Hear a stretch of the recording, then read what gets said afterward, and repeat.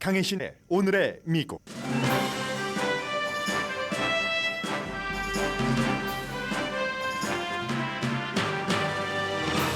지금 연방 대법관들은 트럼프 전 대통령이 콜로라도주 투표용지에 이름을 올릴 수 있는지 자격 여부에 대한 심의를 하고 있습니다. 콜로라도주를 넘어 다른 주로 영향을 미칠 수 있는 의사당 폭동 사건 관련 사안입니다. 트럼프 전 대통령은 이번 심의에는 참석하지 않고 오늘 공화당 코커스가 열리는 네바다주를 방문합니다.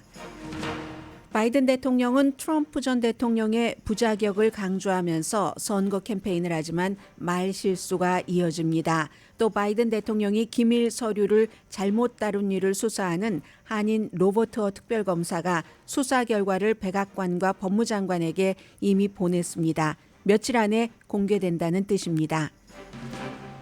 LA 경찰국장 대행으로 임명된 한인 도미닉 최 현 수석 부국장이 3월 1일부터 직무를 시작합니다.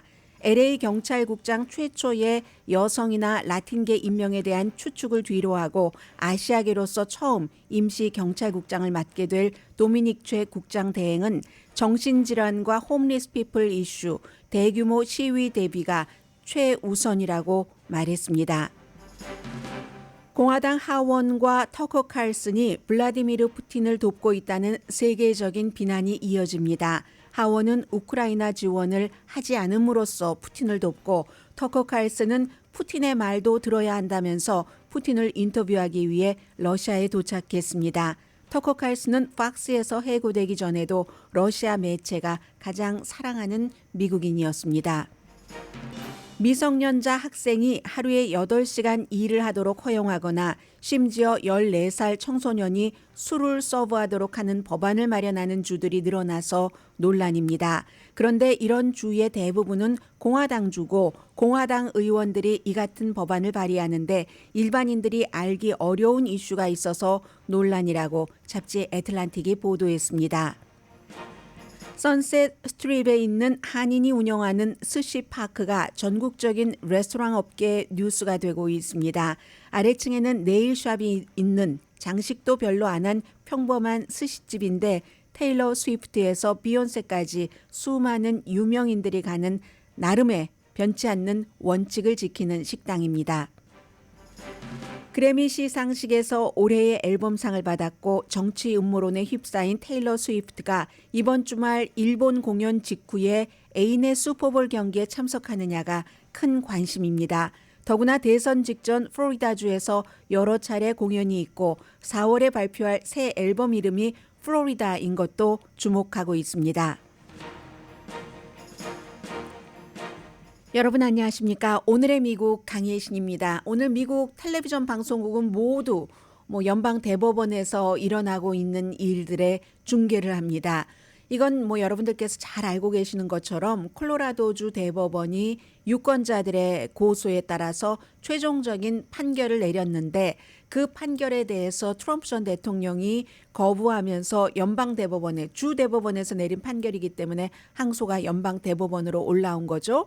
그래서 연방 대법원이 심의를 한다고 결정을 하고 지금 이제 그 양측의 유권자 측의 변호인 측의 말 그리고 트럼프 전 대통령의 변호인 측의 말을 듣고 있습니다. 잘 알려진 수정헌법 14조 3항을 위반했기 때문에 콜로라도주 투표용지에는 트럼프 전 대통령이 올라갈 수 있는가 없는가 하는 것을 연방 대법원이 최종적인 판결을 내리는 것이고 이건 콜로라도주만 해당되는 게 아니라 미국의 다른 주에서도 연방 대법원의 판결에 따라서 또 우리 주도 안 하겠어 할 수도 있는 것이기 때문에 그렇죠. 콜로라도주야 선거 결과야 트럼프 전 대통령이 이름이 오르건 오르지 않건 너무나 명백한 블루 스테이트이기 때문에 바이든 대통령이 이기는 것에는 분명합니다. 그런데 바이든이 이제 최종적으로 민주당의 후보가 된다면 이게 이제 오늘의 판결로 인해서 그동안은 이렇게 주춤주춤 캘리포니아주도 이 문제에 대해서 좀 와불리했었죠. 왔다 갔다 했는데 만약에 연방 대법원에서 투표용지에 이름을 올릴 수 없어 하면 다른 많은 주에서도 이런 일들을 시도할 수 있다는 점에서 굉장히 중요하고요. 연방 대법원이 지금 심의하고 있는 것은 바로 이것입니다. 1월 6일 의사당 폭동 사건이 일어났는데 그게 이제 트럼프 전 대통령이 말하자면 이걸 이제 반란이라고 보고 그 반란군을 부추겼기 때문에 수정헌법 14조 3항에 따르면 반란을 하거나 가담하거나 반란하는 사람을 돕거나 뭐 이런 사람들은 연방 공직자의 자격이 없다는 조항이 있기 때문에 트럼프 전 대통령은 콜로라도주에서는 이름을 후보가 될 자격이 없다라고 콜로라도주 대법원이 판결을 했습니다. 원고는 공화당, 민주당이 포함된 유권자고 여기에 대해서 트럼프 전 대통령 변호팀은 굉장히 지금 반박을 하고 있는데 시작되고 나서 좀 시간이 흘렀습니다. 오늘 뭐 구두 변론을 하는 거죠. 양측에서. 그래서 이제 나온 내용들을 보면은 트럼프 측에서 조나단 미첼 변호사가 이건 폭동이지 반란이 아니다. 그러니까 폭동이라는 것까지는 인정을 하는 거예요. 법원은 바깥에서는 폭동이라고 얘기하지 않습니다. 터커 칼슨을 포함한 트럼프와 그 주변 사람들은 그게 무슨 폭동이야. 뭐 그냥 일반 시위한 거지 아니면 관광하고 있던데 정도로 얘기하는데 법원에서는 폭동이라고 얘기를 합니다. 폭동이지 이건 반란이 아니다. 그리고 반란을 했어도 반란이라 할지라도 대통령이 반란에 직접 들어가서 의사당을 쳐부시고 한 반란에 가담하지 않은 것이 아닌가. 이게 이제 변호팀의 주장입니다. 그리고 역시 반란에 가담한 사람이 연방 공직자에 대해서 수정헌법 4조는 그렇게 해놨기 때문에 공무원인 거예요. 트럼프 전 대통령은 일반 공무원이 아니다. 선출된 최고직에 선출된 최고위직이다. 이렇게 얘기를 하고 있고 그러면 콜로라도주의 유권자의 변호사들은 그게 자신에게만 특별하게 그 법이 적용되는가 지금까지 그런 대통령 선출된 대통령이 그런 일을 한다는 것을 상상을 못해서 그렇지 똑같이 이건 그 연방 공직자로 포함이 돼야지 된다 이렇게 주장을 합니다. 그리고 트럼프의 변호팀에서는 수정헌법 14조는 자동적으로 시행되는 게 아니라 의회에서 어떠한 그 입법 과정이 있어야지 된다 이렇게 주장을 합니다. 이건 이제 트럼프 전 대통령 변호팀이 탄핵 당할 때부터 지금까지 계속 의회에서 탄핵해야지 된다. 그때는 이제 의회가 법원이 되는 거죠. 의회에서 탄핵해야지 된다 하면은 아니 왜 나중에 법원에서 심판받으면 되지 하고 또 법원에서 이런 일이 있으면 그건 의회에서 해야지 될 일이지 법원에서는 하는 게 아니다. 이제 이런 얘기들을 쭉 그 9명의 연방 대법관이 듣고 있습니다. 그리고 또 트럼프 팀에서는 지금 그 직위를 막는 것이지 출마를 막는 게 아니다. 이건 지금 트럼프 전 대통령은 출마를 하려고 하는 것이니까 수정헌법 14조 3항에 해당되지 않는다. 그리고 마지막으로 콜로라도주의 대법원이 그 법 자체를 수정헌법 14조 3항 반란에 가담하거나 반란하는 사람을 돕거나 부추기거나 했었던 사람은 연방 그 공직자가 될 수 없다는 그걸 법을 잘못 해석했다라고 얘기를 하는 겁니다. 그래서 이제 이건 이제 9명, 이제 6명이 공화당 성향이고 그 가운데 3명은 트럼프 전 대통령이 지명을 해서 임명된 연방 대법관이고 3명만이 리버럴한 사람들입니다. 그래서 어떻게 판단이 나올지는 알 수가 없습니다. 오늘 이제 시작한 것이니까 시작한 날이기 때문에 계속 뭐 새로운 내용이 없어도 방송이 거의 지금 그 오디오로 생중계를 하다시피 하고 있고 그리고 그 생중계 내용은 제가 지금까지 말씀드렸던 것이고 지금까지의 변호사들이 양쪽의 그 변호팀에게 질문하고 답변하는 과정에서는 연방 대법원에서 어떠한 판결을 내릴 것이다라고 확신을 할 수는 없습니다. 그래서 이제 이게 지금으로서는 이제 조금 더 봐야지 되는 거고요. 이 밖에도 이제 트럼프 전 대통령은 연방 판사 루이스 카플란이 또 다른 이건 이제 민사에 관한 겁니다. 이진 캐롤이라는 컬럼니스트를 전에 그 성폭행했다는 것에 대해선 유죄 판결을 받아서 $500만 물어줬고요. 그 뒤에도 계속 내가 뭐 돈은 물어줬지만 거짓말을 했어. 뭐 이거는 뭐 마녀 사냥이야. 이렇게 하면서 이진 캐롤의 명예를 훼손했다 해서 지난번에 8,300만 달러인가요? 8,330만 달러 손해배상을 하라는 배심원단의 이제 만장일치 판결이 나왔죠. 여기에 대해서도 트럼프 전 대통령 측에서는 이거는 이 재판 자체를 무효로 해야지 된다 하는 것에 대해서 연방 판사 루이스 카플라는 얼토당토 않는 얘기다 하고 이제 그냥 마무리를 지어버렸습니다.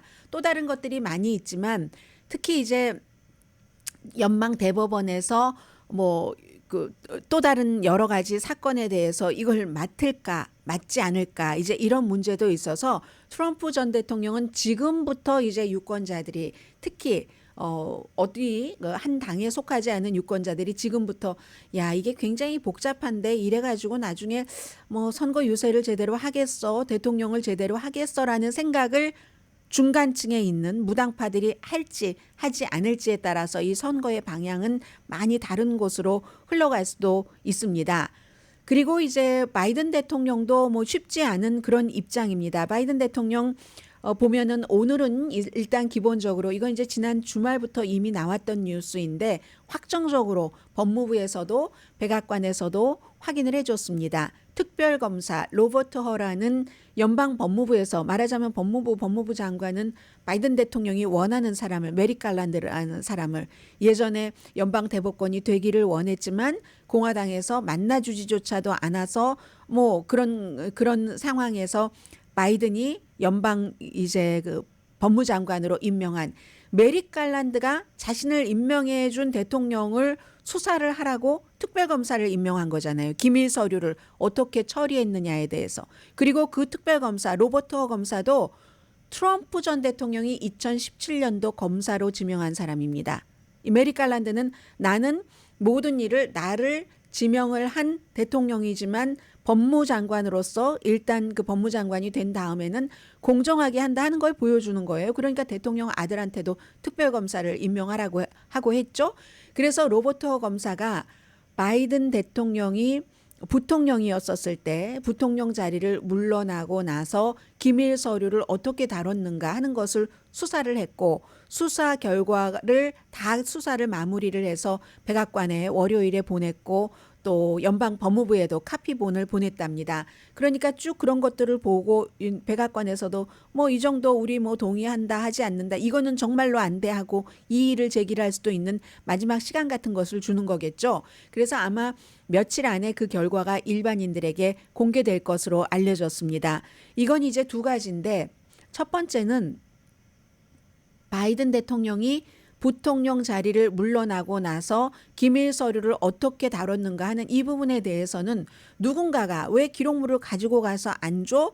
하고 에스크를 해서가 아니라 바이든 대통령 측에서 먼저 발견을 했다는 거죠. 그리고 나서 법무부와도 협조를 하고 등등 자료 내놓고 처음에 내놨던 자료 불과 뭐 몇 페이지 되지 않았었죠. 그리고 이제 그 집이라든가 사무실에 접근을 하도록 그 연방 수사국 요원들을 그렇게 해서 연방 수사국 요원들이 진짜로 더 많이 찾아냈습니다. 찾아냈지만 양으로 보나 그 기밀의 심각성으로 보나 트럼프 전 대통령이 대통령을 끝내고 나서 말하려고 플로리다주로 가져간 그 기밀 서류와는 비교할 수 없는 건 사실입니다. 사실이지만 그렇지만 분명히 그 바이든 대통령도 집 차고에 그냥 오픈되도록 그냥 던져놓은 것처럼 보이는 그런 것들에 대해서 기소는 하지 않을 것으로 보고 있습니다. 기소할 만한 그런 것도 아니고 자발적으로 트럼프 전 대통령도 기록물 보관소에서 1년 반 동안 주세요 했을 때 줬으면은 이렇게 압수수색 소환장까지 다 받고 나서 FBI가 전직 대통령의 집과 사무실을 급습을 했을 이유는 없겠죠. 그렇기 때문에 그런 정도로 여러 가지로 그 양이나 기밀 서류의 심각도나 아니면 그 과정에서 바이든은 자발적으로 우리 이런 게 나왔으니까 더 조사를 해주세요 한 것이고 트럼프는 그게 거기에 있는데 주세요 하는데 버티고 안 주다가 나중에는 다 주지는 않았죠 또. 이래서 굉장히 다르기 때문에 그리고 미국에서는 기밀 서류로 구분하는 것이 별것 아닌 것도 다 기밀 서류로 구분하는 경우도 많답니다. 물론 트럼프 전 대통령 기밀 서류로 구분된 것은 핵에 관한 것도 있고 외국 정부에 관한 것도 있고 하고 바이든 대통령이 지금 가지고 있었던 것은 뭐 그 정도하고는 비교할 수 없을 정도는 되지만 원래 기밀 서류를 분리할 때 사람들이 책임을 지기 싫으니까 이거 해야 되나 말아야 되나 할 때 일단 안전하게 기밀에서 어떤 땐 별것 아닌 스케줄도 다 기밀에 들어가 있는 경우도 있다고는 합니다. 그래서 이것으로 그 현 대통령을 과거에 부통령이 끝나고 나서 했었던 서류 보관하는 것에 대해서 기소를 하지는 않을 게 거의 확실해 보입니다만, 그러나 부통령 자리에서 물러나고 나서 그의 보좌진들이 서류를 잘못 취급했다 하는 그런 이제 비난이라든가 꼬집음 같은 것은 한인 그 로버트 허 특별검사가 했으리라는 것은 누구나 인정을 합니다. 그리고 항상 더 중요한 것은 보는 거잖아요. 우리가 플로리다주에서 볼룸에서 화장실 뭐 변기 옆에서 막 잔뜩 서류를 쌓아두고 거기에 보면은 기밀이라고 클래시파이드라고도 막 써 있고 하는 뭐 특급 기밀 이런 것도 써 있는 것을 봤을 때, 야, 어떻게 대통령에서 물러나서 저런 것을 저렇게 취급할 수가 있는가, 이게 이제 일반인들의 생각이잖아요. 그리고 그 볼룸 같은 데는 수백 명이 드나들기도 하는데 커튼 뒤에 막 그 잔뜩 박스가 쌓여 있고 그랬는데, 이게 바이든 대통령의 집의 차고에서도 스포츠카 옆에서 이런 게 발견되는 것이 사진이 나올 수가 있겠죠. 그런 걸 보면 유권자들은 또 이게 뭐야? 뭐 이렇게 생각을 할 수 있는, 그래서 분명히 데미지가 된다는 것은 확실합니다. 데미지가 기소가 안 돼도 데미지가 된다는 것은 확실히 다르고요. 그런 점이 있고, 또 하나는 메릭 갈란드 법무장관과 백악관 바이든 대통령이 조금은 바이든 대통령으로서는 서운할 수 있겠죠. 뭐 그렇게까지 해서 나를 특별검사까지 임명을 해서 선거에 다가올 때 그러한 사진들을 다 보여질 것을 법무장관은 알았을 텐데 이렇게까지 할 수가 있어? 뭐 이 정도는 아마 감정 같은 것은 있을 것 같습니다. 그리고 이제 바이든 대통령이 요즘에 트럼프 전 대통령이 후보가 될 것이 거의 확실해지면서 날마다 기회가 있으면 트럼프 전 대통령을 비난을 합니다.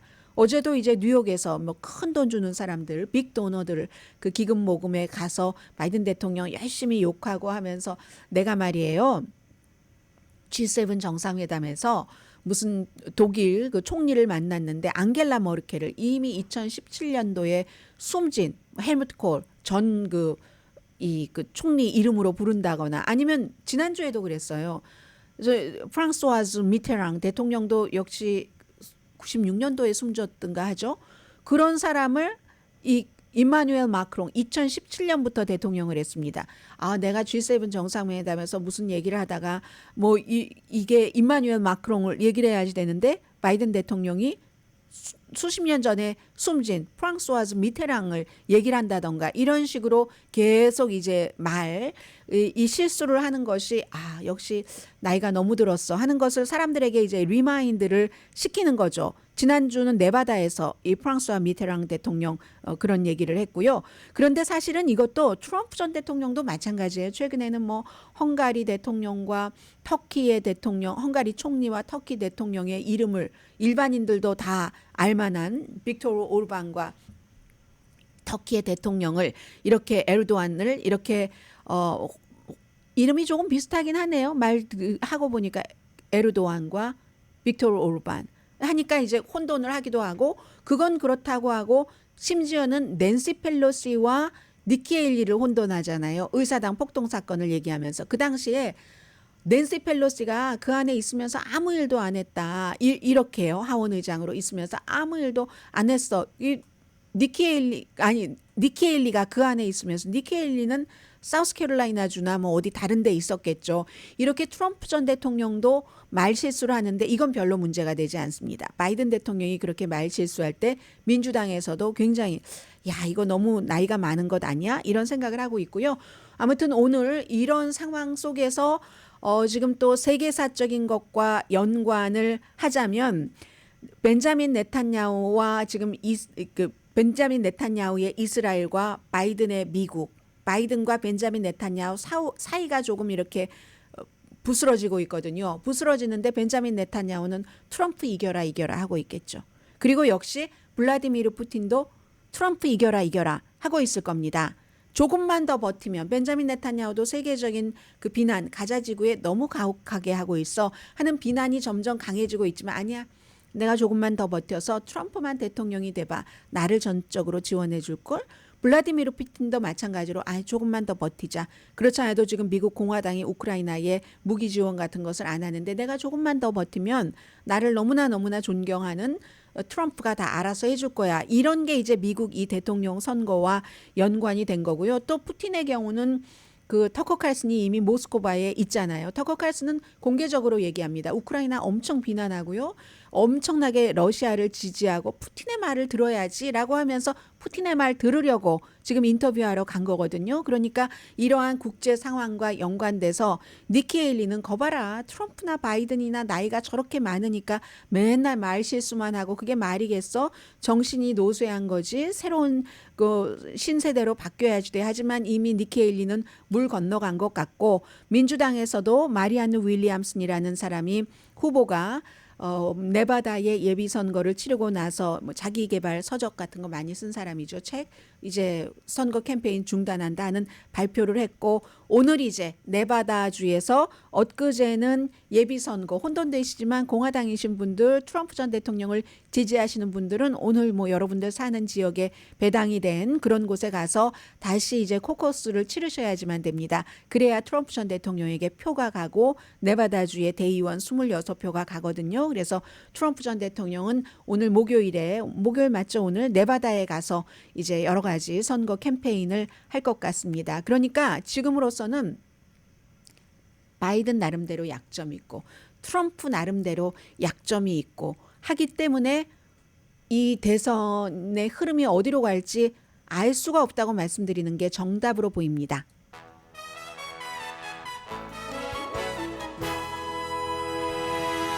잠시 뒤에는요.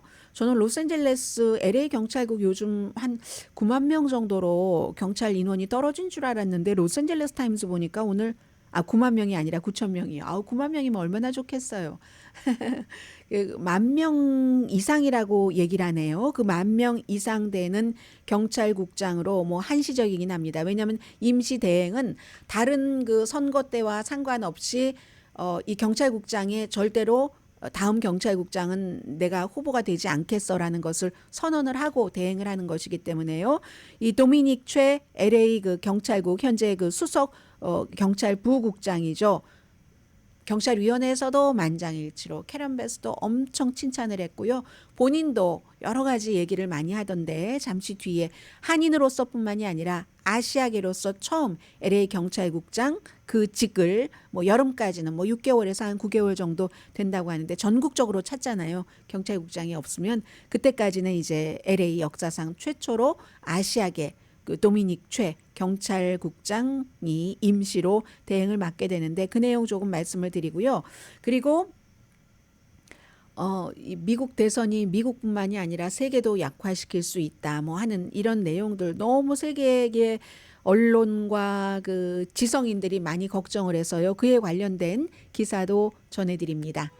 라디오 서울 방송 오늘의 미국 듣고 계십니다. 왜 어떤 것들이 잘 이렇게 다지기를 하다가 쫙 그 열매가 피어오르는 때가 있잖아요. 요즘이 미국에서 그 코리안 아메리칸과 관련돼서는 그런 시기로 느껴지거든요. 꼭 코리안 아메리칸뿐만이 아니라 한국과 미국과의 관계도 조금 더 광범위하면서도 좀 뿌리가 단단해지는 것 같은 그게 이제 뭐 꼭 정치적으로 그렇다는 게 아니라 모든 분야에서 경제적으로나 문화적으로나 그렇다는 그런 생각이 듭니다. 또 잠시 뒤에 광고 들으시고 나서는 제가 또 뭐 그 스시팍 PARK last name 스시팍에 대해서도 조금 소개를 해드리겠는데 그건 이제 뭐 이래서 뭐 주목받아요라기보다 그 스시팍이라는 게 어떻게 이렇게 미국의 유명인들이 요즘 뭐 1인분에 뭐 한 $400 정도 한다고 하는데 팬시한 레스토랑이 아니에요 결코. 아마 한인분들 가운데서 올해 로스앤젤레스에 살고 계셨던 분들은 많이 알고 계시기도 하고 가보시지는 않았어도 그런 곳이기도 한데 소개를 해드리겠는데 지금 LA 경찰국장이 지금 그런 케이스입니다. 도미닉 최 2021년도에 수석부국장 지금 이제 물러나는 마이클 무어 그 얘기는 잠시 뒤에 뭐 별로 이젠 중요한 일이 아니니까 전해드리고요.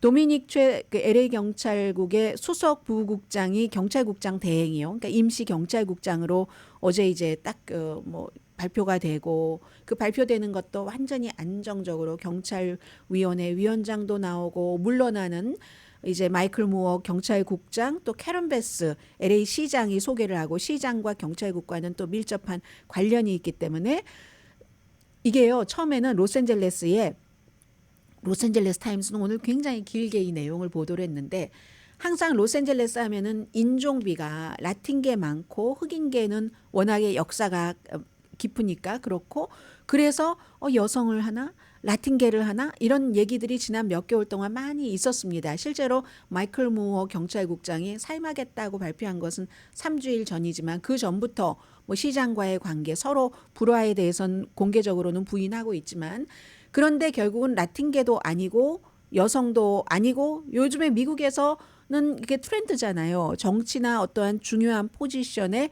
라틴계, 여자, 흑인계를 두는 게. 근데 아시아계 이 도미닉 최 경찰국장이 이제 여름까지는 하겠네요. 한 6개월에서 그 9개월 정도로 보니까 3월 1일부터입니다. 미국의 경찰국장 58대 경찰국장입니다.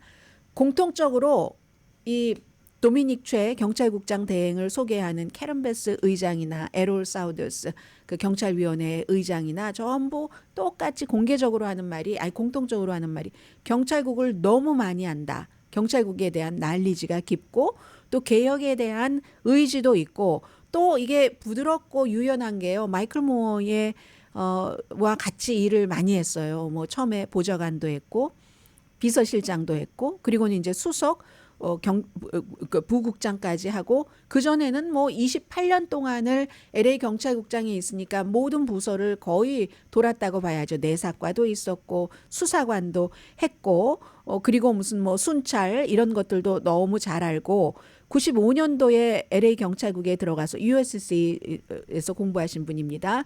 그래서 이제 홈리스 코디네이터를 했다는 것에 저는 주목을 합니다. 이분이 홈리스 코디네이터 그리고 마이클 무어 국장이 뭐 어떤 때는 경찰국장들 회의하러 다른 주도 가고 비는 경우가 있잖아요. 그런 때마다 수석이니까 국장 대행도 했고 28년 LA 경찰국 베테랑입니다. 그래서 캐런 베스 시장은 개혁에 대한 믿음도 있는 사람이고 또한 강직한 성품이다 이렇게 소개를 했고 이 마이클 무어 경찰국장은 본인이 물러나면서 수석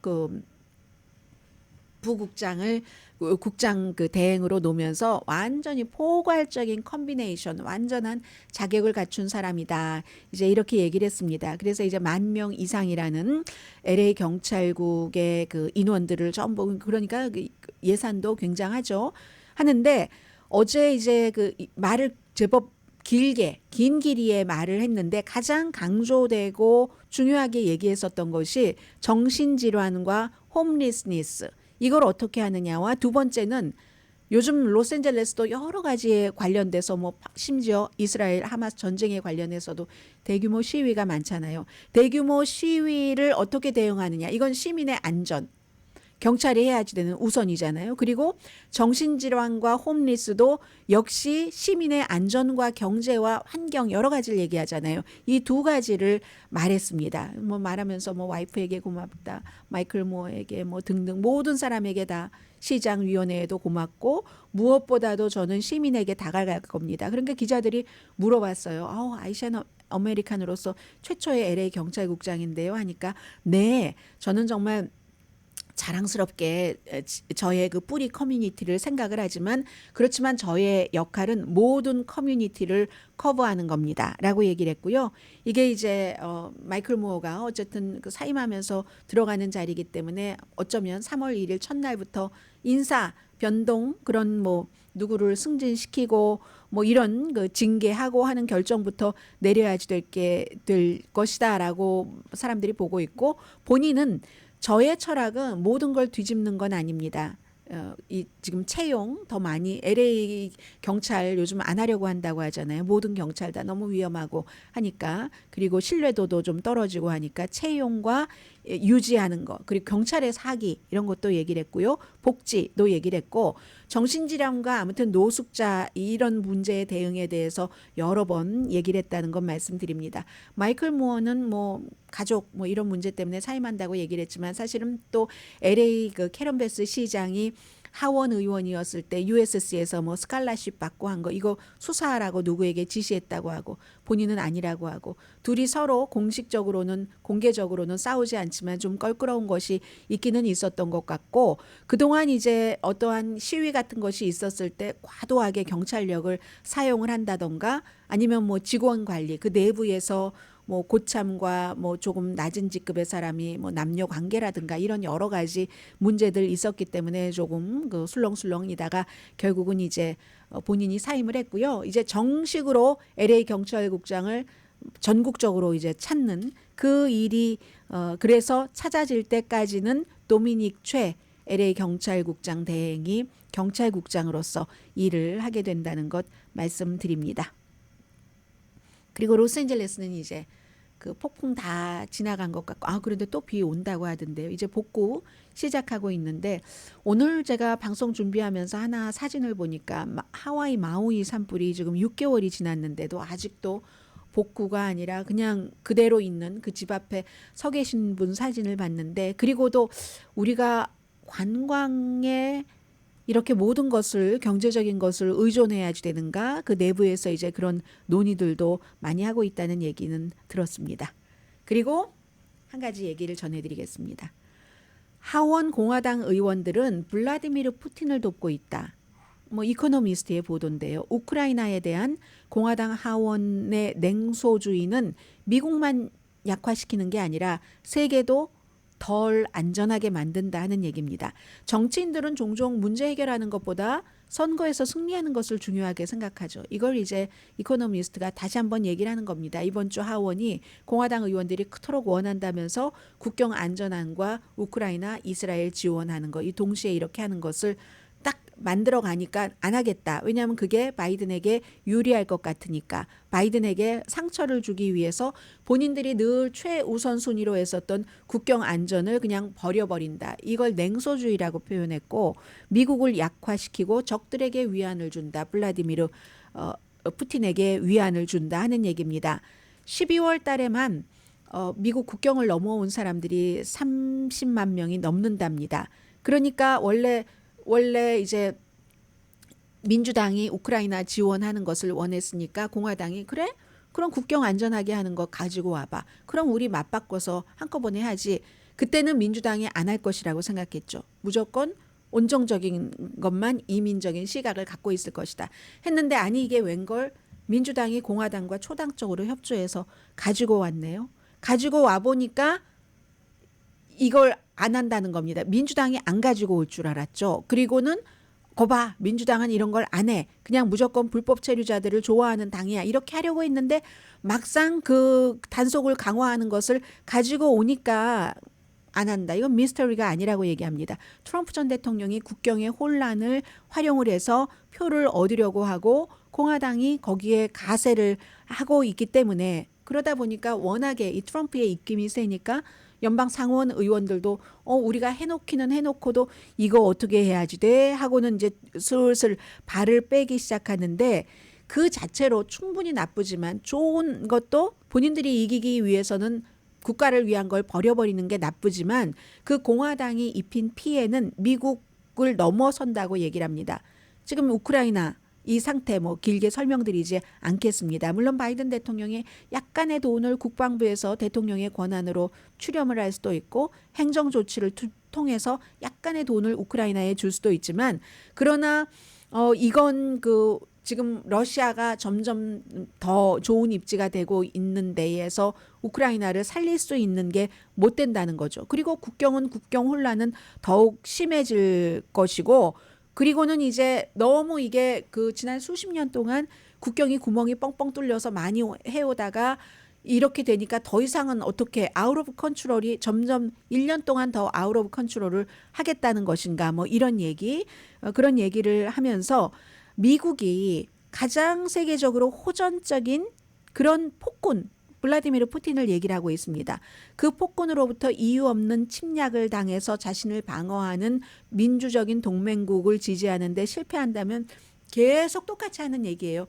나중에 지금은 그냥 흘려듣다가 나중에 만약 그런 일이 일어난다면 그때 그랬어야 됐는데 하는 일이 올지도 모릅니다. 발트해 연안, 대만, 아시아, 중동에서 누가 미국을 믿겠는가? 우크라이나는 단 한 명의 미군도 희생시키지 않으면서 블라디미르 푸틴의 제국주의 야망에 끈질기게 저항해서 여기까지 왔는데 이렇게 미국이 도와주지 않는다고 하면은 공격자들을 푸틴뿐만이 아니라 중국 등등의 세계적인 공격자들을 더욱 대담하게 만들고 그렇게 되면 너나 할 것 없이 다 안전하지 않은 세상에서 산다는 겁니다.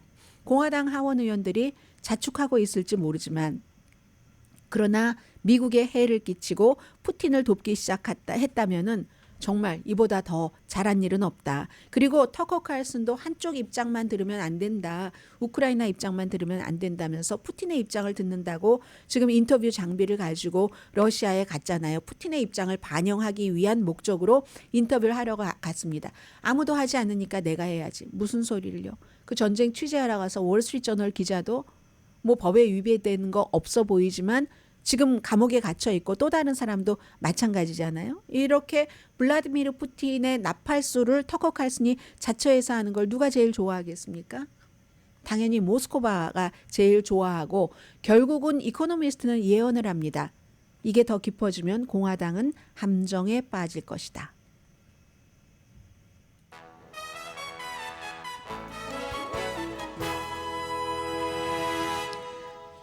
라디오 서울 방송 오늘의 미국 듣고 계십니다.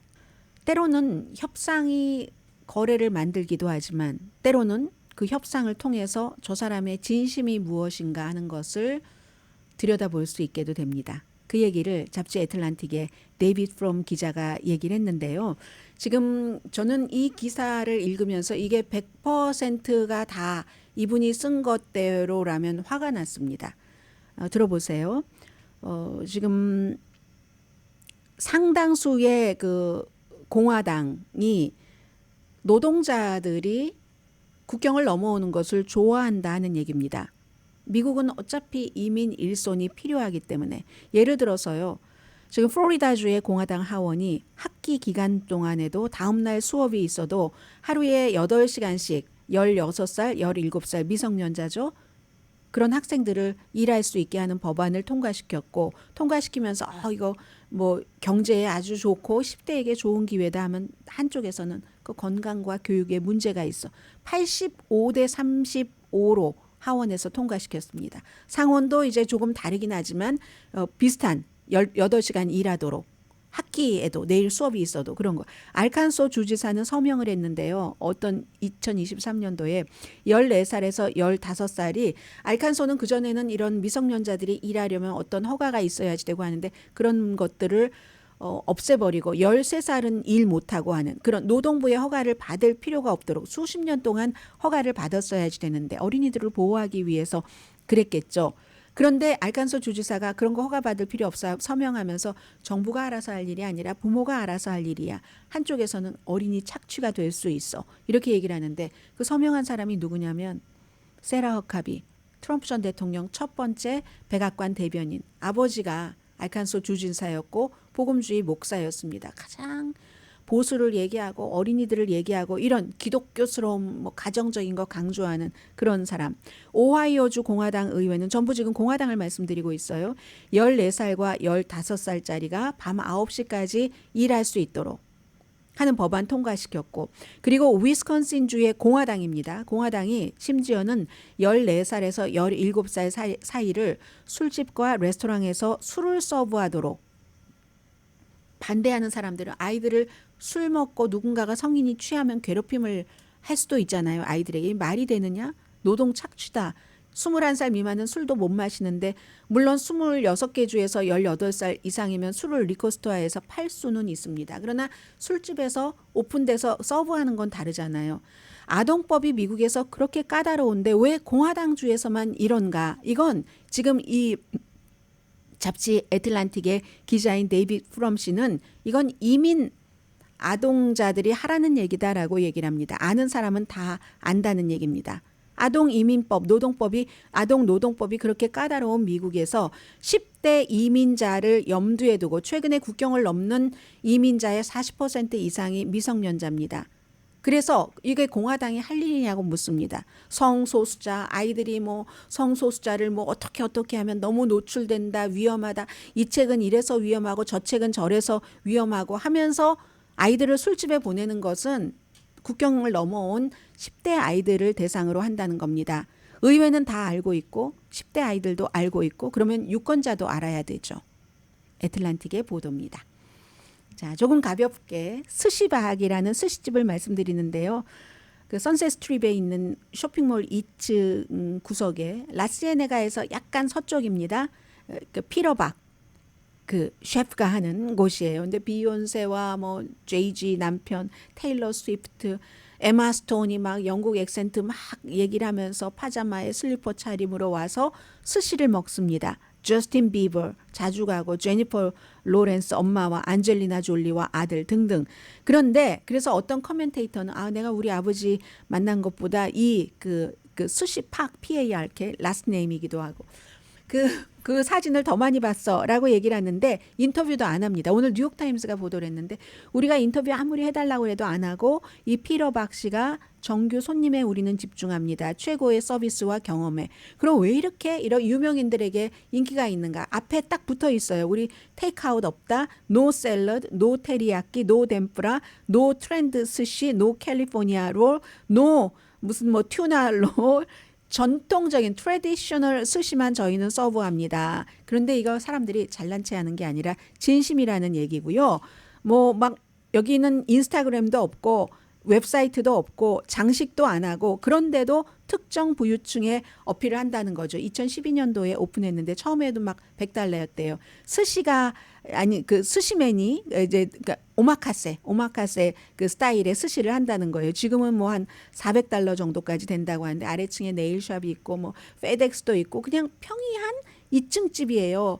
왜 유명인들이 편안함도 느끼고 본인들만의 그 고집하는 이런 것들이 있잖아요. 뭐 알기로는 72년도 한국 태생으로 10대 초반에 미국에 이민 와서 K스테이트에서 호텔 경영학과하고 이제 레스토랑을 하시는 분인데 한국과 미국 문화도 접목시키고요. 이러한 많은 것들이 요즘은 주목을 받게 되는 그런 그 미국으로 보입니다. 꿋꿋이 해나가다 보면 어떤 시점에 확 뭐가 피어오르는 뭐 이 스시집이 유명한 것은 하루 이틀 일은 아니었지만 좀 눈에 띄어서 보도해 드렸고요.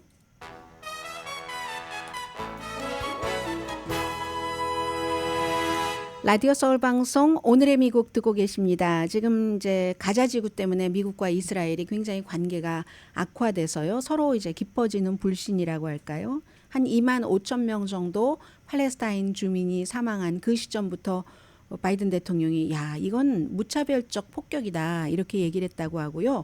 그리고 이제 하마스가 일종의 그 휴전을 받아들이겠다 했는데도 벤자민 네탄야후 이스라엘 총리가 가장 그 가자 지구의 남쪽인 라파까지 우리는 다 어떻게 해보겠어라고 얘기를 해서 막 굉장히 좀 분노 뭐 누구에게 뭐 그냥 단순한 화가 났다가 아니라 분노 이런 감정을 표현했다고 얘기를 하고 미국 대중도 점점 바이든이 이스라엘에 대해서 지원한 것을 싫어하고 바이든도 이스라엘이 지나치다고 생각하고 가자 전쟁에 반대하는 시위대가 날마다 앤토니 블링컨 그 국무장관 집이 버지니아 북부에 있는데 그 앞에서 늘 지금 시위를 하고 있다고 합니다. 근데 저는 무엇보다도 팔레스타인이 저렇게 돼서 가자 지구가 다 망가졌는데 복구가 가능하긴 한 건가? 뭐 이런 생각도 들고요.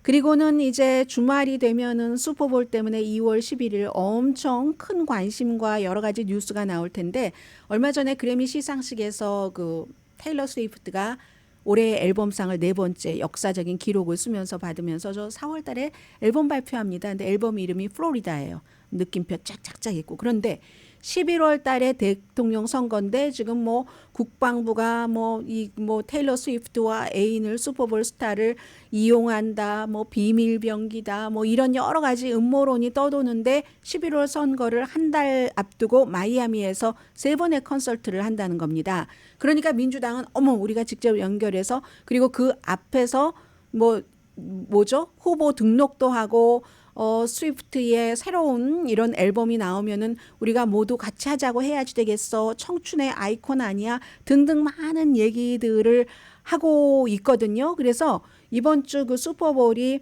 뭐라고 하던가요? 우선 일단 도와주시는 분들부터 말씀을 드려야지 되겠네요. 네, 그 슈퍼볼의 광고가요. 이번에는 30초 광고가 얼마라고 하죠? 700만 달러. 700만 달러라고 하거든요. 거기서 이제 과연 그 전날 일본에서 공연하는데 테일러 스위프트가 등장을 하는가 등등 완전히 지금 미국의 문화 아이콘이 2024년도 대통령 선거와 관련해서 테일러 스위프트가 뭐라고 할 것인가 이런 것에 대해서 모든 사람들이 특히 민주당에서는 굉장히 그 집중을 하고 있고요. 뭐 낙태 권리 이런 이슈는 테일러 스위프트가 낙태 권리를 지지하고 그리고 이제 플로리다주가 또 거기에 대해서 반대하는데 왜 하필 지금 거기서 선거 직전에 그 컨설트를 하지 하는 거죠. 강혜신이었습니다.